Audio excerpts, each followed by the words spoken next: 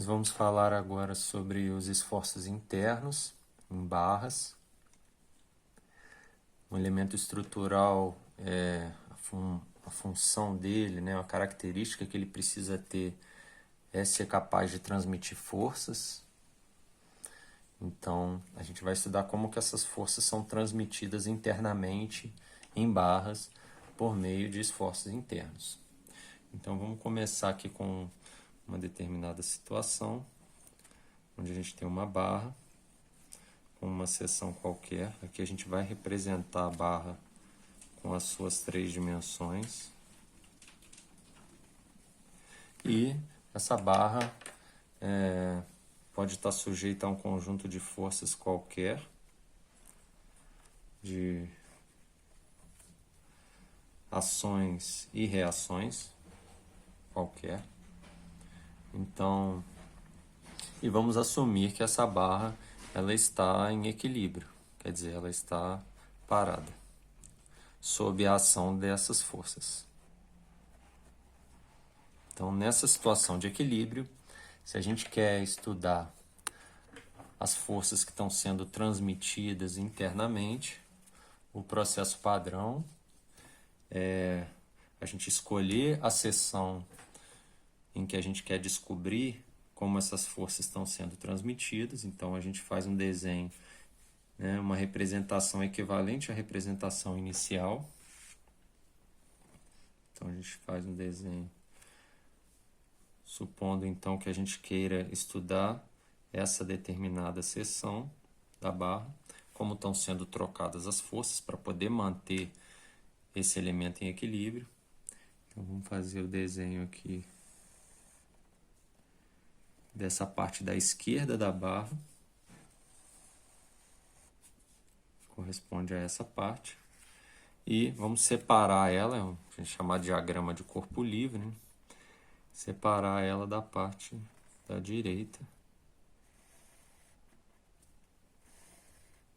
Então a gente está fazendo uma representação equivalente. Para que seja equivalente, a gente precisa representar essas mesmas forças que estavam atuando inicialmente.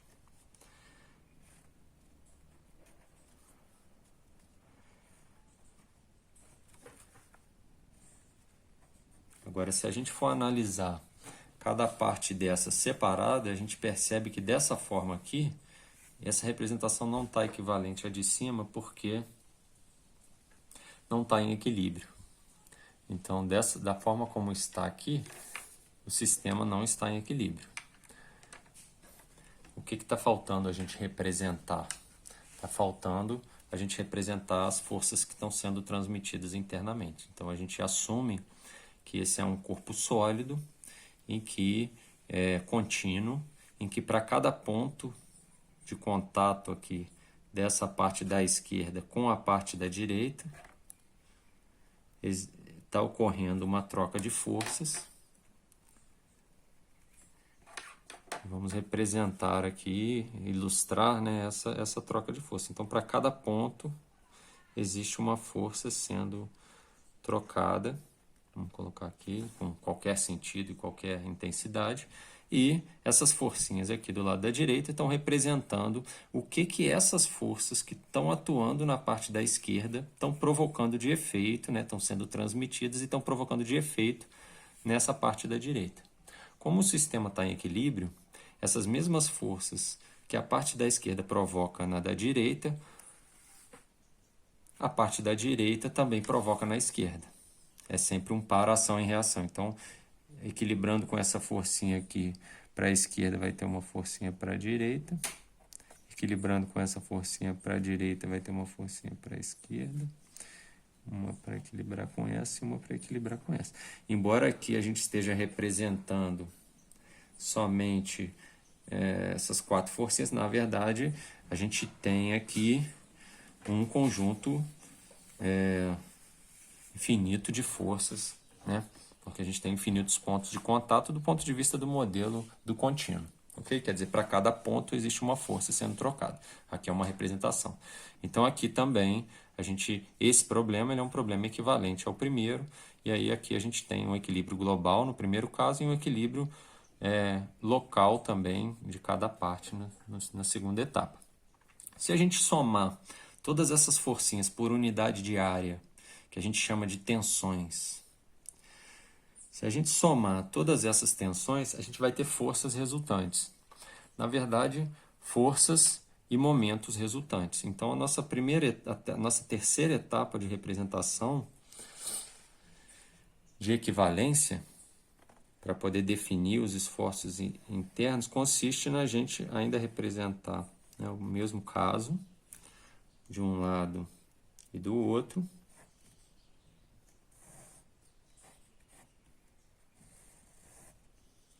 Né?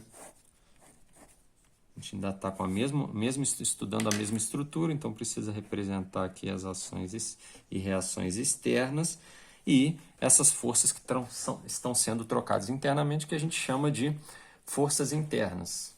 Né? Essas forcinhas aqui são as externas e essas tensões são as forças internas. Se a gente somar todas essas forcinhas e concentrar essa força resultante no centroide aqui da seção, a gente vai obter uma determinada força resultante com uma certa direção, com o seu par, né, ação-reação do outro lado. Além disso, essas forcinhas, em relação ao centroide da seção, elas provocam também um momento. Momento é um vetor também, né, onde essa direção do vetor indica a direção do eixo de giro, né, que também tem aqui a sua contrapartida. A gente vai representar sempre o momento com uma seta dupla e a força com uma seta simples. Tá? Então, vamos chamar aqui de força resultante e momento resultante na seção. Então, essas são as forças resultantes e momentos resultantes devido a esse conjunto de tensões que está sendo transmitido, né, de uma parte para outra do elemento estrutural. Bom, a partir daí, a gente vai decompor essa força e esse momento resultante na direção do eixo da barra e na direção perpendicular ao eixo da barra. Então, aqui a gente tem bem definido o eixo da barra. E a gente pode decompor essas forças e esses momentos resultantes nas direções do eixo e perpendicular ao eixo. Então, decompondo essa força resultante na direção do eixo, a gente vai ter uma força resultante e sua contrapartida. A gente vai chamar essa força resultante na direção do eixo de esforço normal. Então, N ele é chamado de esforço ou força normal. A outra parcela da força na direção perpendicular ao eixo, a componente da força resultante na direção perpendicular ao eixo, a gente chama de força cortante. Existem algumas representações, eu vou usar o símbolo Q aqui como cortante, embora em norma ele é representado pela letra V. Então, a força cortante, por definição, ela é uma força resultante interna que é perpendicular ao eixo da barra. A força normal é uma força resultante interna na direção do eixo da barra. Então, essas são as definições desses dois esforços. Esforço normal e esforço cortante, ou cisalhante. Né? Bom, da mesma forma, a gente pode fazer para o momento. O momento é um vetor também, a gente pode decompor o momento na direção do eixo da barra. Então, decompondo esse momento na direção do eixo da barra, a gente chama esse momento de momento torsor. Então, esse é um momento torsor. E a componente do momento resultante na seção, na direção perpendicular ao eixo da barra, a gente chama de momento fletor, representa com a letra M. Então, M é o nosso momento fletor. Então, aqui a gente tem os nossos 4 esforços. Uma pergunta natural é por que ter e definir, né, essa transmissão de forças internas em barras por meio desses 4 esforços.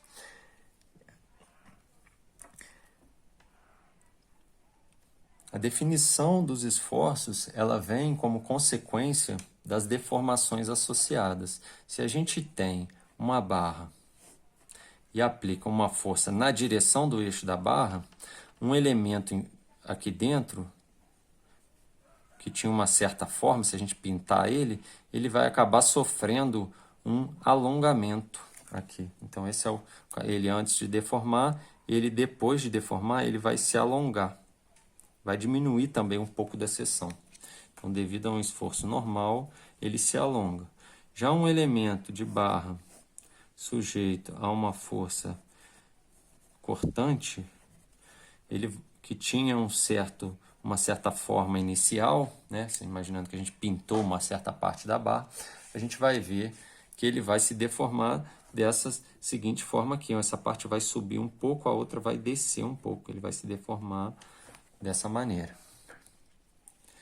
Já o momento torsor, imaginando aqui uma barra com eixo circular, pegando um elemento aqui dentro dessa barra, se a gente pintar essa barra aqui na longitudinal, depois da aplicação de um momento torsor, que é um momento dessa forma, que corresponde a um momento também, a gente pode representar ele como uma seta curva, assim. Nesse caso, que é a ideia de fazer uma torção mesmo, a gente vai ter que essa linha que antes estava na horizontal, ela vai se inclinar aqui, provocando essa torção. Já a flexão, a deformação da flexão, ela é devido a um momento